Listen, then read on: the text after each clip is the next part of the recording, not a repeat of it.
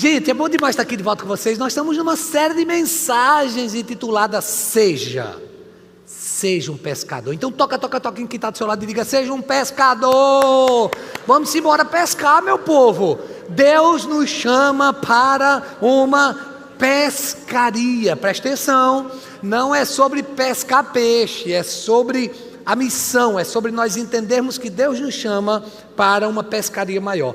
Nessa série de mensagens a gente começou falando sobre o convite para pescar. Jesus nos convida a essa grande pescaria. E domingo passado, como nós podemos preparar nossas redes para essa pescaria. Hoje nós vamos para a terceira mensagem. E hoje eu quero compartilhar com você que em meio à pescaria nós precisamos aprender a superar os medos. Sim, todos nós temos medos, receios. Sabemos o que temos que fazer, mas às vezes a gente não faz porque a gente está com medo. A gente não sabe se vai dar certo, a gente não sabe como o outro vai acolher o nosso convite, a gente não sabe como é que a pessoa vai reagir ou talvez nos confrontar. O fato é que o medo, inevitavelmente, ele acaba batendo a porta da nossa vida, e isso acontece nas mais diversas áreas. Existe uma pergunta que todos nós já fizemos em algum momento da vida. A pergunta é: e agora? E agora o que eu vou fazer? E agora o que eu vou dizer? E agora que passo eu vou dar? E agora que decisão eu vou tomar? Depois do fracasso, depois daquela decisão errada, depois do investimento que eu perdi tudo, e agora quando os planos não dão certo, e agora quando a lágrima não para de escorrer, a tristeza inunda o coração, e agora? E agora o que eu vou fazer quando eu estou vivendo o momento mais difícil da minha vida, depois de tantas lutas, e você apenas continua fazendo o que você sabe fazer, tentando sobreviver para não sucumbir e simplesmente afundar. Foi exatamente isso que no texto lido pelo ministro Augusto nós vimos hoje.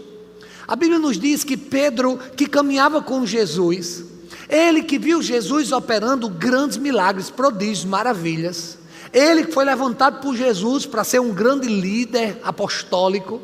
O fato é que Jesus estava morto. Lembre-se, ele ainda não havia aparecido, a ressurreição já havia sido proclamada, mas ninguém ainda o havia visto. E Pedro, ele estava tão decepcionado, ele estava tão triste, porque havia feito 3 anos que ele tinha deixado tudo. Ele deixou as redes, os barcos, ele deixou tudo para trás para seguir Jesus, para seguir um homem que agora estava morto, que agora não dava o ar da graça, não aparecia. Pedro, ele estava tão triste, ele estava tão arrasado, ele estava tão destruído, que ele não fez outra coisa a não ser voltar a fazer o que ele fazia antes. Ele voltou a pescar. Ele então foi para a sua vida pregressa, ele foi para a sua vida passada. Ele estava tão mal que ele não sabia mais o que fazer. Depois de ter negado Jesus 3 vezes, ao invés dele voltar para Jerusalém, não, ele voltou para o mar. Em vez dele voltar para a presença, para a missão, ele voltou para os barcos, ele voltou para as redes, ele voltou para aquilo que ele fazia antes de conhecer Jesus. Isso nos faz lembrar as palavras do Dr. Martyn Lloyd-Jones, quando disse: grande parte da infelicidade do cristão acontece porque ele escuta a si mesmo, em vez de lembrar a si as promessas de Deus. Quantas vezes eu e você não estamos exatamente nessa situação, esquecendo do que Deus prometeu, nos apegamos a situações em que parece mais fácil, parece mais óbvio. Até quando você vai ficar ouvindo o seu próprio coração, quando Deus tem uma doce voz, que nunca cessará de falar a cada um de nós?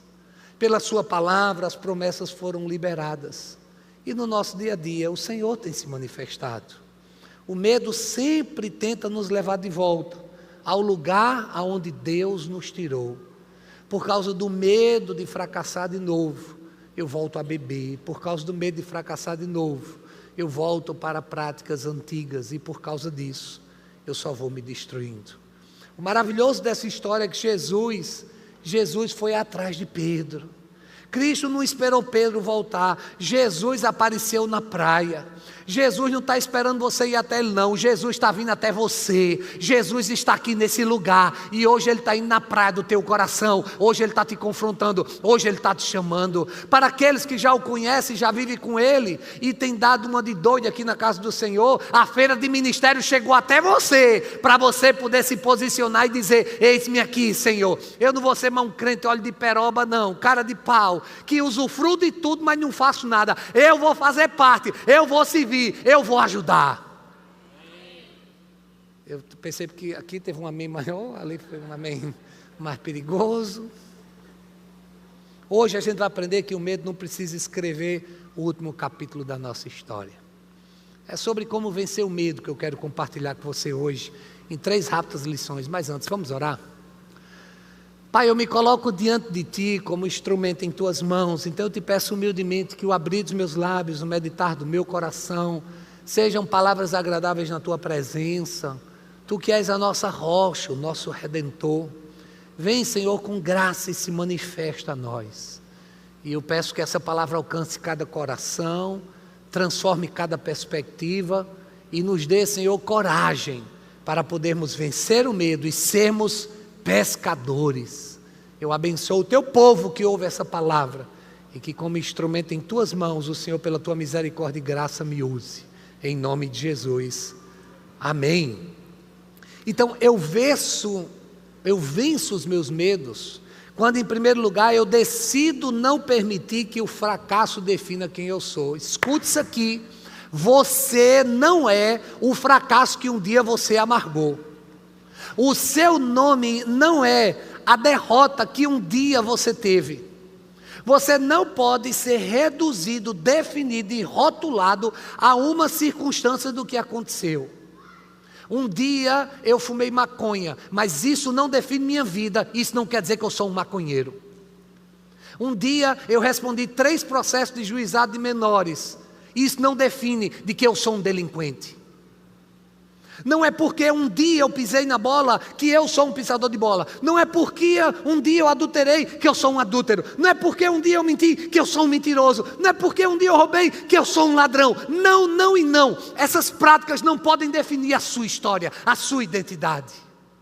Talvez você esteja carregando o peso de um casamento que terminou, de uma empresa que fechou, de um ministério interrompido, de um pecado que ainda machuca a sua consciência. Não transforme o capítulo da sua história mais difícil da sua vida no título da sua história. Em Cristo o fracasso nunca, nunca, nunca é definitivo. O fracasso explica uma fase da sua vida, mas não determina quem você é.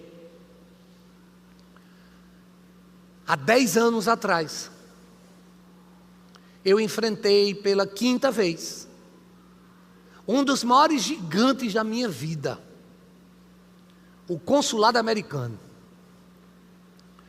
Há 22 anos atrás, eu fui até o consulado americano em busca de tirar o meu visto, porque minha família morava toda nos Estados Unidos, pai, mãe, 3 irmãos. E eu ainda muito jovem fui tirar o meu visto. E mesmo levando toda a documentação, o meu visto foi negado. A experiência de um visto negado só sabe quem já teve um visto negado ou quem foi abandonado no altar pela pessoa que ama. E eu não estou sendo dramático não, é esse nível. Eu disse: nunca mais eu piso nesse consulado. 1 ano depois eu fui, porque eu queria muito ir para os Estados Unidos. E 1 ano depois, quando eu cheguei lá, que eu fui tirar o visto novamente, o visto foi negado novamente.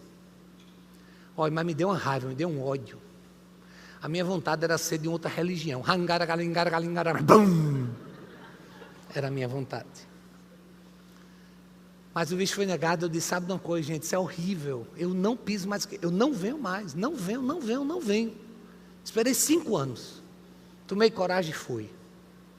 Fui na expectativa, peguei todos os documentos que vocês imaginarem, peguei até exame de fezes, eu peguei tudo, levei uma pasta, fui com tudo que tem direito. Quando eu cheguei lá, que eu apresentei, eu disse: agora, não tem motivo de vocês negarem o meu visto, não tem motivo. A mulher negou, pela 3ª vez. E eu fui e disse, mas moça, pelo amor de Deus, me diga o que é que está faltando. Diga só uma coisa, que eu vou e providencio. Ela olhou na minha cara e disse, acho que você não entendeu. Você não é bem-vindo nos Estados Unidos. Nós não lhe queremos lá. Eu digo, eu também não quero. Eu também não quero. Engula, engula. Eu não quero mais. E aí eu disse, eu não vou mais. Até que eu recebi uma scholarship, uma bolsa de estudos para fazer um mestrado. Uma bolsa de estudo? Eles mandam um pedido direto para o consulado. E eles resolvem tudo entre eles. Estão tudo dentro de casa. Eu só vou lá cantando, a minha vitória hoje tem sabor de mel. Tem sabor de mel. Eu só vou lá me apresentar. Que eu ganhei bolsa. Eles me querem lá. Ah, vocês me querem? Ah, vocês vão pagar? Então vocês providenciem. E eu fui, gente. Quando eu cheguei lá, good morning. How is it going? A mulher disse, você vai fazer um mestrado? Eu digo, yes, sure. Ela disse, negado. Vocês estão rindo, gente, é sério? Pela 4ª vez foi negado. Rapaz, olha, me deu, eu saí de lá, eu disse, não é possível, gente, não é possível, não é possível, que moleste, meu nome é o quê, Bin Laden? Pelo amor de Deus, eu saí de lá confuso, eu saí de lá sem entender nada. E quando eu saí, um profeta na porta do consulado me abordou. Eis que te digo, eu digo, irmão, hoje não. Vai por mim. E ele começou orando em línguas, eu disse, irmão, vai por mim, hoje não. Foi negado meu visto e tal. Para tu levar um no pau da venta não custa muito agora. O cara disse, o senhor pode bater em mim, mas eu não vou deixar de lhe dar a palavra que Deus mandou lhe dar. E orando em línguas e traduzindo, na hora. Ele disse, o Senhor manda te dizer. Digo, vai, diz logo, com paciência zero aqui hoje. Eu te vejo andando num tapete vermelho, com um vestido preto. Eu digo, ô irmão, vestido preto, irmão? Pô, estava até dando uma fezinha em você, mas vestido. Eu sou Paraíba, macho, tu é doido, rapaz? Eu dando uma peixeirada em tu, velho. Não, o senhor está com um vestido preto, andando num tapete vermelho, tem uma bandeira americana. Não é americana não, bota outra nação. Não, é americana. E o senhor está recebendo um pedaço de papel branco. Eu digo, está arrecadado. Contei para a Linda, ela disse, é de Deus. Eu disse, não, amor, vestido, mas não é mesmo. E eu disse, nunca mais eu piso naquele consulado. Nunca mais na minha vida. Até que as meninas cresceram, Débora, Ruth. E a minha mãe mora de frente para a Disney. Da casa da minha mãe dá para ver os fogos da Disney. E minha mãe, meu filho, quando é que você vai trazer minhas netas para conhecer o Mickey? Eu digo, faz isso não comigo não. Eu já fiquei pensando no México, para ver como é que eu ia lá com os coiotes. E aí Ruth me aperreou, Débora também, papai, vamos tirar o visto. Linda disse, tira logo da família toda. Eu digo o meu sozinho, ele não deixa eu ir, porque diz que eu vou querer ficar lá. Imagina, vou levar agora a família todinha. Ah, família, então vão. Linda disse, vamos amor, eu disse, olha, vai ser todo mundo traumatizado. Ela disse, só assim ninguém aperreia mais. Eu digo, então, haja psicólogo para a família todinha. E aí eu apliquei, e fui embaixo de uma palavra, Linda me deu maior força, eu tinha acabado de ser eleito bispo, não mudou muita coisa na minha vida, mas eu fui. E quando cheguei lá, a entrevistadora era a mesma, o que já me deixou todo arrepiado. Mas dessa vez ela não conversava comigo, ela conversava com Ruth, perguntando, para onde você quer ir? Ela para Disney. Fazer o que lá? Conhecer o Mickey. Por quê? Para falar de Jesus para o Mickey. Vai que o Mickey morre e vai para o inferno. Aí ele disse, e por que você vai? Porque meu pai disse que vai me levar. E meu pai sempre cumpre com a sua palavra. E eu pensando no México de novo e dos coiotes. Mas o fato é que bateu mais meia dúzia de conversa com Débora. E depois dessa conversa todinha, a mulher até perguntou, e seu pai tem dinheiro para ir? Tem não, é minha avó que vai pagar, ele não tem nada. Mas minha avó tem muito dinheiro, a mãe dele. Resumindo, no final, ela disse, aprovado. Eu disse, aprovado? Por causa de um rato, Mickey? Não, agora quem não quer sou eu. Linda, cala a boca, cala a boca, cala a boca. E foi aprovado, gente. Resumindo, depois de um longo processo, eu venci o maior gigante da minha vida, que era o visto americano, o consulado. Foi uma luta muito grande. E agora, essa semana, segunda-feira, eu precisei renovar o meu visto. 10 anos depois, estou eu lá olhando para o mesmo gigante. Na verdade, quando eu apresentei, disseram que eu não precisava não, já estava aprovado, eu não precisava nem ir lá. Mas como Débora e Ruth são de menores e precisavam ir, eu tinha que acompanhar. E eu fui com Débora, enfrentando na fila, sentindo os mesmos calafrios que eu senti durante várias vezes. Eu tive vários gatilhos. Teve um momento lá, a gente foi confrontado, foram perguntas difíceis que ela fez para a gente. Mas só quero compartilhar para vocês que depois de tantas derrotas e veio a vitória, o Senhor agora renovou a vitória e o visto foi renovado. Você pode aplaudir ao Senhor por isso?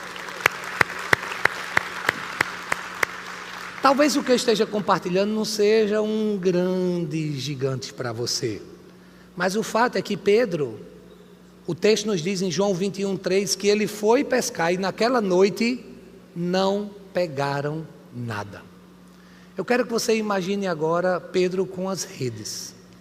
Imagine Pedro a noite inteira com aquelas redes ali, pescando, pensando, depois de 3 anos, será que eu não sei mais pescar? E eles jogavam a rede, e a rede vinha, e a rede estava vazia. Esse casal que está no controle de culto hoje, Diego e Bia, estão aqui trazendo a rede, mas na verdade eles não estão apenas trazendo as redes. Eles estão aqui como um testemunho vivo de que alguns meses atrás eles jogaram as redes e eles engravidaram. E eles estavam esperando por uma princesa chamada Maria. E depois de 16 semanas? 14.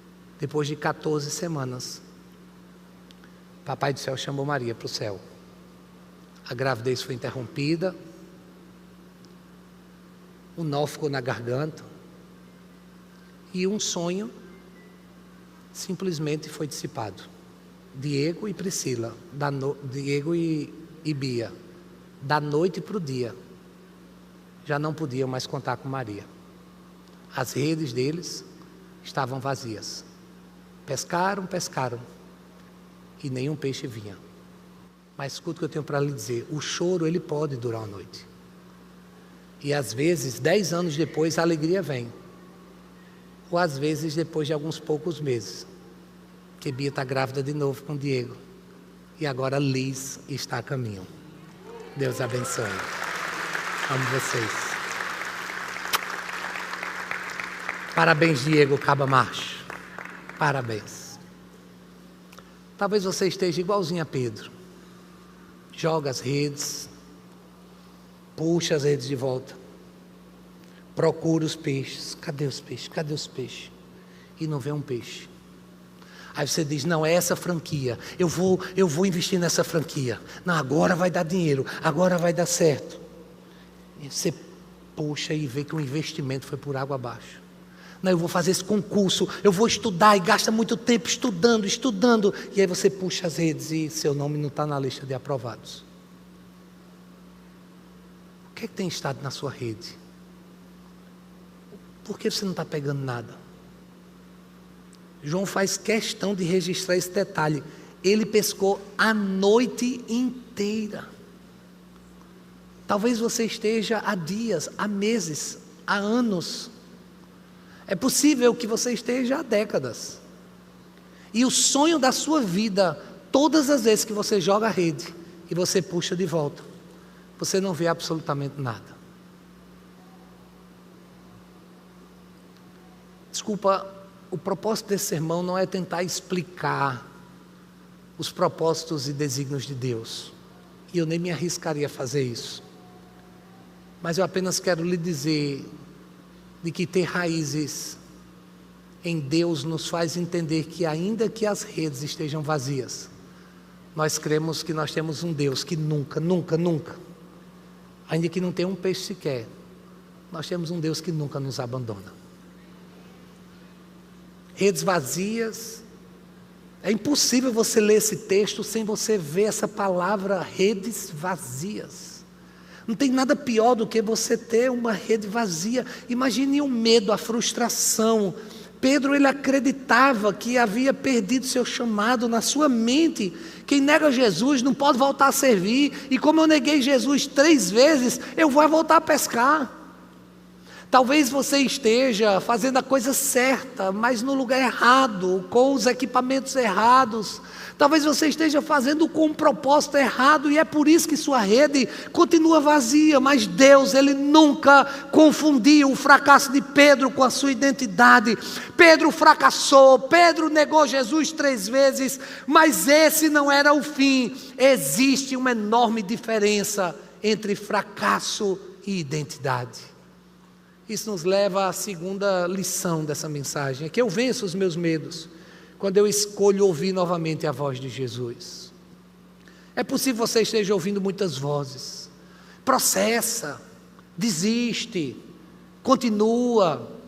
Eu não sei o que é que estão lhe dizendo. Talvez a voz da culpa, do medo, da ansiedade, da comparação, da crítica. Não existe uma voz acima de todas elas, mas existe a voz do bom pastor. E quem aprende a ouvir a voz de Jesus nunca vai ficar perdido. Pode ficar triste, mas não angustiado. Pode ficar abalado, mas não está decidida a sua derrota. Porque aqueles que confiam no Senhor são como os montes de Sião, que não se abalam, mas permanecem para sempre. O medo grita, mas a voz de Jesus sempre vai falar mais alto. João capítulo 21, versículo 6. Vem uma voz, que foi a voz de Jesus, dizendo: lancem a rede do lado direito do barco. Não é que o lado direito seria o lado onde os peixes se reúnem. Não é sobre lado. É sobre a voz que fala. Não é sobre a frente, atrás, direita, esquerda. Não é sobre isso. É sobre quem está te dando a palavra. Que ordem estranha. Será que os peixes vão ficar só do lado direito? Ou será que os peixes fugiram do lado esquerdo? O milagre nunca esteve na posição da rede. O milagre está nas palavras de Jesus. Enquanto Pedro jogou a rede em seu nome, foi a noite inteira jogando aquela rede. Foi a noite inteira com seu conhecimento, o seu currículo, o seu LinkedIn, os seus conhecidos, o seu amigo, a vizinha daquela pessoa que conhece o político, que vai me ajudar. Foi a noite inteira com a sua força no seu braço, tentando pescar, e nada ele pegou, até que chegou a voz de Jesus e disse: lance do lado direito. Jesus está aqui hoje. Ele está falando com você. Você sabe que Ele está falando com você. Você sabe que sua rede tem estado vazia. Mas hoje Jesus, Ele tem uma nova voz de comando para você. Pedro já tinha vindo exatamente de uma noite inteira frustrado. Mas Jesus estava dizendo: Pedro, você pode pensar que terminou, mas eu não terminei com você ainda não. Sempre que Deus quer restaurar alguém, Ele fala novamente. Porque a palavra dEle cria esperança na nossa vida. Hoje o Senhor está te dizendo: está na hora de você jogar as redes, não sob sua força, não sob seus conhecimentos, mas sob a minha palavra. Quem recebe essa palavra, diga amém. E em terceiro e último lugar, eu quero conduzir você a uma última lição: é que eu venço os medos quando eu escolho permanecer à mesa de Jesus. Imagine Pedro quando volta da pescaria. Jesus está lá na beira da praia. Jesus ali estabelece um lugar para pegar o fruto da pescaria, acende uma fogueira e agora vai fazer um churrasquinho de peixe. O medo perdeu a força, porque naquela mesa começou uma restauração. Uma restauração que iria culminar em uma transformação que iria até o Pentecostes. Quero agradecer a Joelma por essa mesa posta. Possivelmente a mesa que Jesus preparou não foi com tantos detalhes, mas hoje eu quero convidar você a sentar à mesa com Jesus. Jesus hoje, Ele prepara uma mesa. Ele está hoje com toda excelência e graça. Ele está colocando uma mesa posta sobre nós. E tudo que Ele faz é convidar você a sentar à mesa com Ele. Há lugar na casa. Há lugar na mesa. E eu não sei há quanto tempo você está pescando. Eu não sei há quanto tempo você está lançando essas redes. Eu não sei há quanto tempo suas redes estão vazias. Mas hoje Jesus está te chamando à mesa. Apenas para você que está se sentindo com rede vazia. Apenas para você que está se sentindo assim como Pedro se sentiu. E talvez quem está sentado do seu lado nem saiba que você está se sentindo assim. Mas se você está se sentindo assim, só por um minuto, feche os seus olhos e faça dessa canção uma resposta de oração a um convite que Jesus está te fazendo nessa manhã.